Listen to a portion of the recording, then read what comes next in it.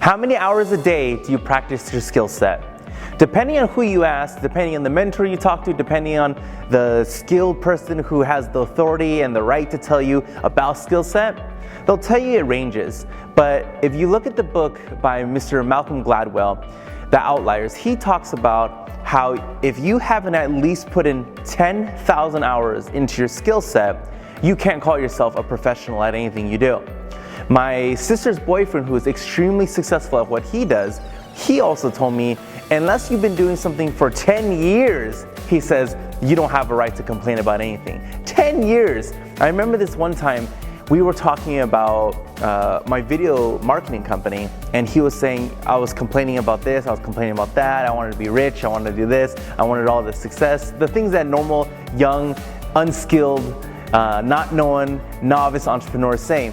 And when we had that conversation, I was complaining, and he basically said, James, unless you've been doing something, whatever that is, for at least 10 years, you actually don't even have a right to complain about all these things you're complaining about. It just takes time to be able to master your craft. It takes time to be able to become the best at what you do. It takes time to be able to get you from where you are to where you want to go. So the question is, how many hours a day do you practice your skill set? Now, if you have a full-time job, one of the things that certain mentors and certain performance coaches say is, quit your job, quit doing what you're doing, and just go full-time at what you do.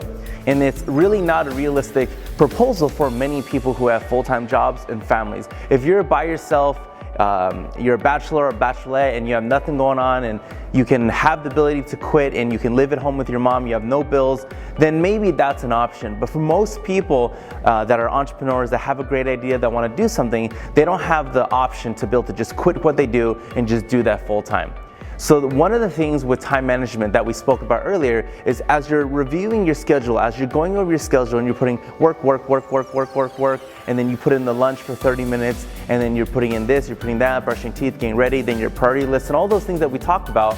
This is where you have to force yourself, non-negotiable, non-debatable, regardless if you're tired, you just did a 12-hour shift, you cannot allow one day without you putting in time into your skill set. Making sure 100% that you are Xing out X amount of time into your skill set, whatever that may be. So whether you're putting at least 1 hour a day, 2 hours a day, 3 hours a day, whatever that time period that you're putting in to improve yourself at your skill set, that is a time that you're gonna allow for yourself, and no matter what it is, you're gonna turn your cell phone off, you're gonna make sure there's no interruptions, people can't text you, you can't text people back. You have to act like it's a job, meaning when you're at your job, typically you're not supposed to be on your phone, I would assume, and during that 8-hour shift or during that whatever shift you're doing, the only things you should be doing is you should be focusing on work.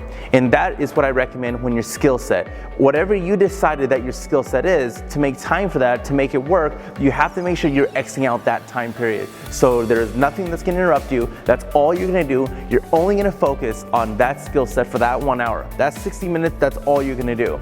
And if you ask people who work out and have amazing bodies, that's what they do. They don't allow other things to bother them. They don't allow anything to distract them. They're focusing on getting whatever they're working on at the gym, their biceps, triceps, chest, whatever they're doing, that's all they focus on. And they don't stay there for 4 hours and doing a little bit of this and all that. They just focus, this is what I'm gonna do for the next hour and a half, and that's all I'm gonna do.